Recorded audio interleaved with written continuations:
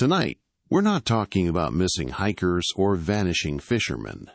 We're talking about something rangers find all too often: campsites abandoned in the middle of nowhere. Fires still burning, food still on the table, tents zipped shut, but no people. What happened to them? That's what haunts the rangers who stumbled across these sites. And it's what you'll hear tonight in 4 true stories. Each one begins the same way, with a camp that looks lived in, warm, familiar, and then suddenly silent. Take Yosemite, for example. Rangers there are used to tracking overdue hikers. Most of the time it's simple: a twisted ankle, a detour, a slower pace than expected. But sometimes what they find is different. Sometimes they walk into a scene that feels frozen in time, like the case rangers still whisper about: the still warm fire. Case 1, the still warm fire, Yosemite Backcountry. Yosemite National Park is a place of extremes. Granite cliffs that rise thousands of feet into the air, waterfalls that thunder into hidden valleys, and wilderness zones so vast and untouched that you can walk for days without crossing another human being. It's beautiful, yes, but it's also unforgiving.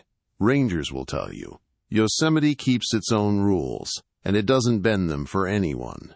In the summer of 1997, a backcountry ranger patrol was going over their list of wilderness permits. In Yosemite, anyone camping overnight in the backcountry needs to register. It's a system designed not only to protect the environment, but to keep some measure of oversight, a way to know who's out there and who should be coming back. That week, one permit caught their attention. It was issued to a single male hiker in his mid-30s. He had planned a 3-night solo trek through one of the less traveled parts of the park, deep in the northern backcountry. The area was rugged, with few marked trails and dense forest giving way to granite ridges.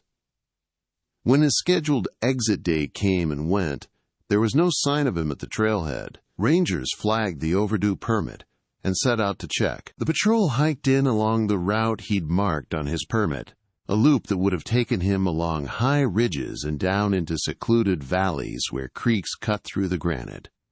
By late afternoon, they spotted smoke. At first, they thought it was another group of backpackers, maybe a campsite settling down for the evening.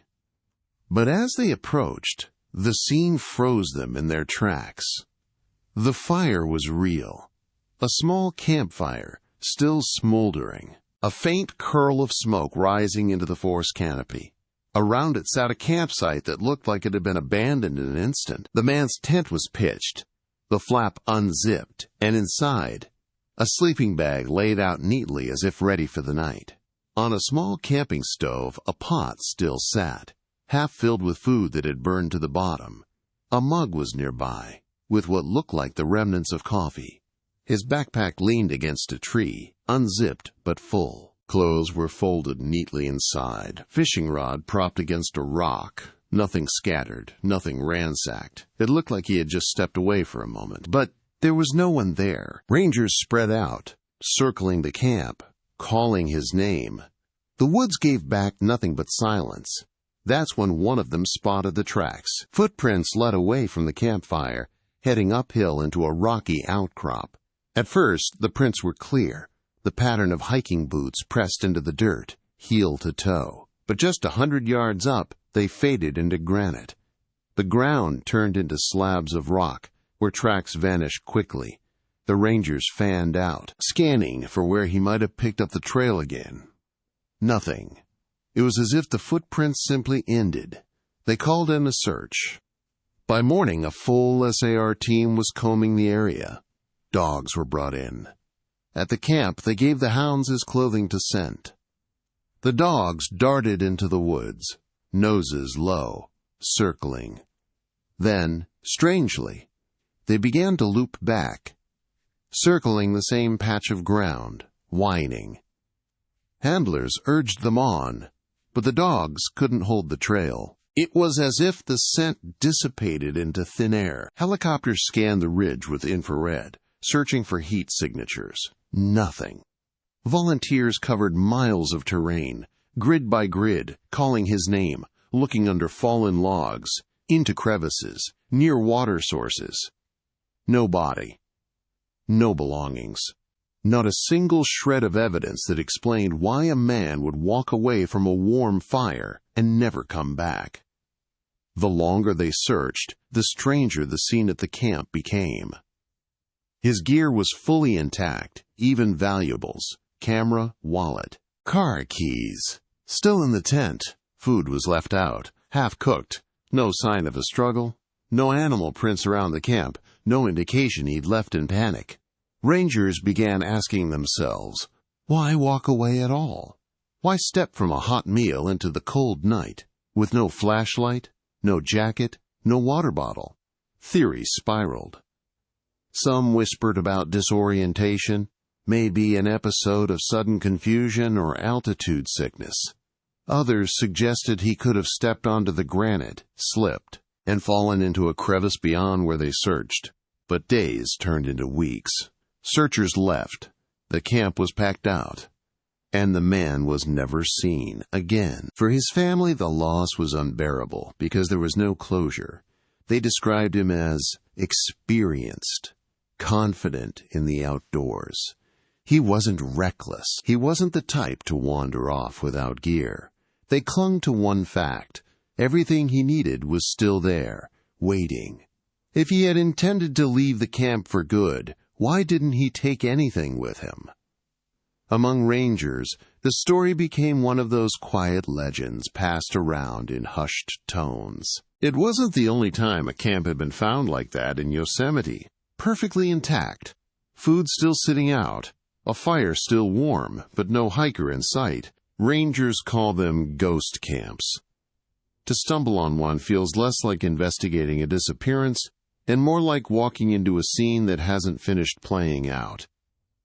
And the strangest part of this story is its ordinariness.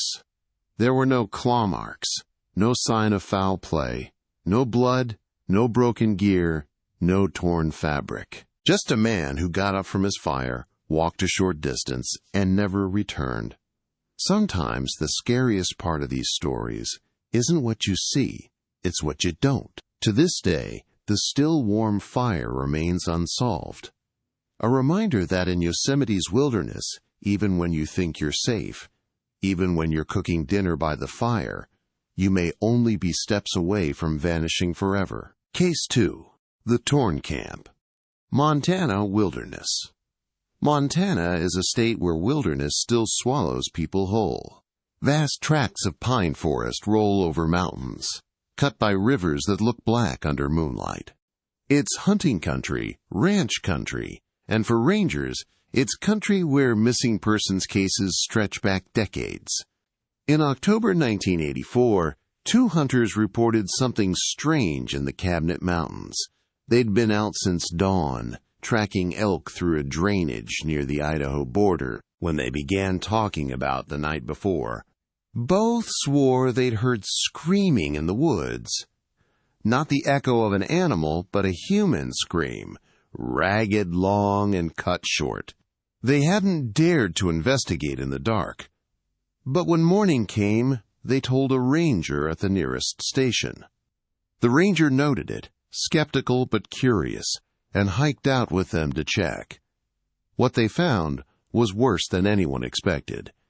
In a clearing just off the main drainage, a small campsite sat in ruins. A 2-person tent had been shredded, fabric torn in long strips that flapped in the cold wind.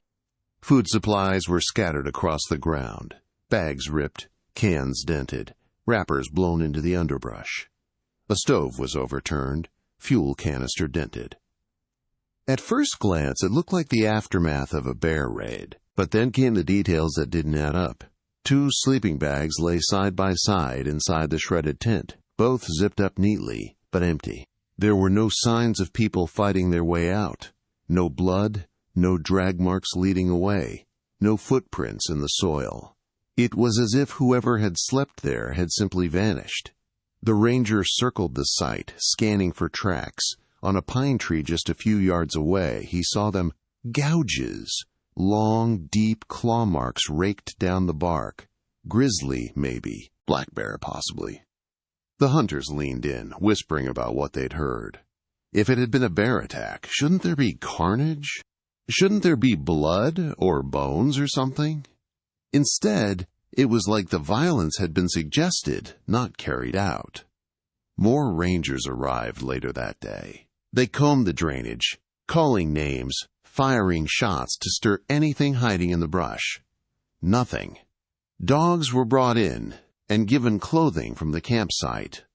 The hounds sniffed, pulled forward eagerly, and then faltered. Like the Yosemite case before, they circled aimlessly, whining as if the scent evaporated. Searchers covered miles over the next week. Helicopters skimmed the ridgelines, looking for bodies, sleeping pads, anything that might have been carried away. No remains were found. No backpacks. No trace of who had been there. The investigation grew stranger when they checked missing persons reports. No one had officially reported 2 campers missing in that region. The permit box at the trailhead had no record of overnight campers. It was as if the people who'd pitched that tent had never even existed on paper. That opened darker speculation. Was it really a bear attack? Or had someone staged the site to look like one? Rangers debated late into the night. A staged scene made no sense without bodies. But a true attack left far too little evidence. Hunters in the region whispered about other screams over the years. About cabins found abandoned. Doors still swinging open. Meals left on the table. To them, the torn camp was another chapter in a wilderness that didn't always play by rules humans understood. The official report remains unsolved. No names attached to the missing. No conclusion beyond possible wildlife incident. But among rangers the images linger. 2 sleeping bags zipped and empty, a tent in tatters, claw marks on a tree, and the heavy silence of a forest that had already swallowed its answers. The theme here is darker than even predators allow. Because nature can be violent, yes, but sometimes the violence leaves behind too few signs. And in Montana's wilderness, that emptiness is its own kind of horror. Case 3. The perfectly intact camp, Olympic National Park. The Olympic Peninsula in Washington is one of the wildest places left in America. Its mountains climb into mist, its coastlines roar with surf, and its rainforests drip with moss that feels older than time itself. Rangers there know the land swallows people often. Hikers lost on ridges, beachcombers dragged by tides, and campers who never return. In the summer of 1999, a permit holder failed to check out of the park. Rangers marked him overdue and began a routine patrol through one of the deep rainforest zones. They expected the usual. A hiker slowed by weather, maybe delayed by swollen rivers. What they found instead would become one of the strangest, unsolved disappearances in Olympic history. It was a campsite. And at first glance, it looked perfect. Too perfect. The tent stood, zipped, taut, and dry beneath a tarp, strung carefully overhead. A backpack leaned against a mossy log, untouched, still packed tight with gear. Next to the fire pit, a pair of boots sat side by side, their laces undone but neatly placed. The fire itself had gone cold, but the ground around it showed no sign of struggle. Inside the tent, sleeping gear was laid out as if someone had only stepped out for a moment. Nothing was scattered, nothing overturned. And then came the strangest detail of all, a journal. It lay open on a folding camp table, a pen resting across its spine. The last entry was written in neat script, the ink barely smudged. "The forest is too quiet tonight." That was the last thing he ever wrote. Rangers called in, a search team. Dogs were brought to the site, circling the camp, whining, but failing to follow any scent beyond a few yards. Helicopters flew over the canopy. Volunteers hiked every drainage. Weeks passed. No trace of the missing hiker was ever found. What baffled investigators wasn't just the disappearance, It was the condition of the camp. In a rainforest known for constant mist and sudden storms, the site looked untouched. No mold, no moss growth, no decay that usually creeps in quickly. As if the camp had been preserved, frozen in time, waiting to be found. Locals whispered that the neatness was the scariest part, because chaos can be explained. An animal raid, a storm tearing through, a panicked departure. But neatness? A camp left pristine, journal still open, pen set gently across the page? That suggested intention. That suggested something, or someone, wanted things exactly that way. The official case file lists the disappearance as unsolved. No foul play suspected, no evidence of wildlife attack, no medical condition noted. Just gone. But rangers who've walked that trail since admit they sometimes feel it. The silence pressing too heavily, the air too still, as if the forest itself remembers. The perfectly intact camp remains one of Olympic's strangest mysteries, a story where nothing was out of place except the one thing that mattered most, the person who pitched it. Sometimes, the neatness is scarier than the chaos, because it feels less like a disappearance and more like the wilderness itself wanted things left just so. Case 4. The family campground vanish, Smoky Mountains. Holiday weekends in the Smoky Mountains are a celebration of the outdoors. Families set up tents in tidy rows, children race their bikes along campground loops, and the air fills with the smell of campfires and grilled food. Rangers know the scene well, busy, noisy, and alive with the hum of people escaping into nature. That's why this case unsettles them so deeply. Because the camp was busy, the night was ordinary, and yet one entire family vanished without a sound. It was Labor Day weekend, mid-1980s.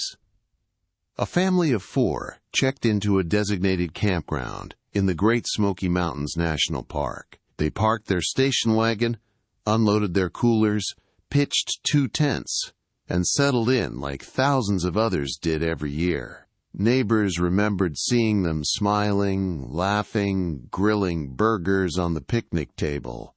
By nightfall, their lantern was glowing warmly, and the sound of their voices mixed with the others across the loop. The next morning, something was wrong. When the neighboring campers woke up, the family's site was strangely still. The lantern was still burning faintly, its fuel nearly spent. The picnic table was cluttered with plates, half-eaten food, drinks still sweating in the morning air. A cooler sat open, as if someone had been reaching inside mid-meal. Both tents were zipped shut from the outside, but when rangers checked, they were empty. There were no parents, no children, no sign that anyone had left. At first, neighbors assumed the family had gone on an early hike, but their car was still parked in its spot. All their gear, their food, their belongings, even their jackets and hiking boots, remained exactly where they'd left them. Rangers who responded later described the scene as if the family had simply stood up in the middle of dinner and walked into the night, never to return. What makes this case stranger still is the silence. The neighbors, camped just yards away, swore they heard nothing. No footsteps, no car starting, no voices raised in alarm. Nothing that would explain how 4 people left a lantern burning and food on their plates without disturbing a soul around them. The search that followed was massive. Rangers, volunteers, and law enforcement scoured every trail, drainage, and ridgeline in the area. Helicopters buzzed low, broadcasting calls into the woods. Search dogs circled the campground but found no usable scent trails leading away. It was as if the family had never left the site at all. Days stretched into weeks. Flyers went up. Families came forward with questions, desperate for answers. But the official reports remained empty. No footprints, no belongings scattered, no remains. Just a campsite, perfectly ordinary, eerily paused mid-scene, and an absence nobody could explain. The Smokies are full of mysteries. Hikers who vanish deep in the backcountry, children who step off the trail and are never seen again, but this one was different. This family didn't disappear miles from civilization. They disappeared in plain sight, in a crowded campground, with dozens of other people only steps away. And perhaps that's what makes it the most chilling of all, because it suggests that vanishing isn't just something that happens in remote wilderness. It can happen feet away from laughter, from lantern light, from the comfort of neighbors. The family campground vanish stands as one of the Smokies' most unsettling legends. A reminder that sometimes the wilderness doesn't need miles of forest or hidden caves to erase someone. Sometimes it only takes a few steps and silence. A fire left smoldering in the backcountry. A tent shredded and sleeping bag zipped but empty. A journal frozen mid-sentence. A family's dinner waiting for them, lantern still burning. These aren't ghost stories whispered to scare kids around a campfire. They're the real scenes rangers have walked into, evidence of lives interrupted, campsites left behind like snapshots of a moment when something went terribly wrong. The strangest part isn't the gear left behind or the half-eaten meals. It's the silence, the lack of answers, because normally the wilderness tells its story. Claw marks, footprints, a trail of gear scattered through the trees. But in these cases, the story just stops. For searchers, it's the silence that lingers. For families, it's the absence of closure. And for rangers, it's the reminder that, in the wild, you can be surrounded by safety, a fire, a tent, even a campground full of neighbors, and still step into a darkness that leaves nothing behind. So the next time you zip your tent at night or sit down at a fire in the woods, remember this. Not every campsite tells the full story. Sometimes the scariest part is realizing you're looking at a scene that someone never meant to leave. And sometimes the most haunting thing isn't what you find at a campsite. It's what or who you don't. Because when rangers stumble onto these places, the tents, the boots, the food, everything says someone should still be there. But they aren't. And that's the truth that keeps people awake long after the fire dies down. In the wilderness, the scariest campsite of all is the one that looks like its owner is still coming back.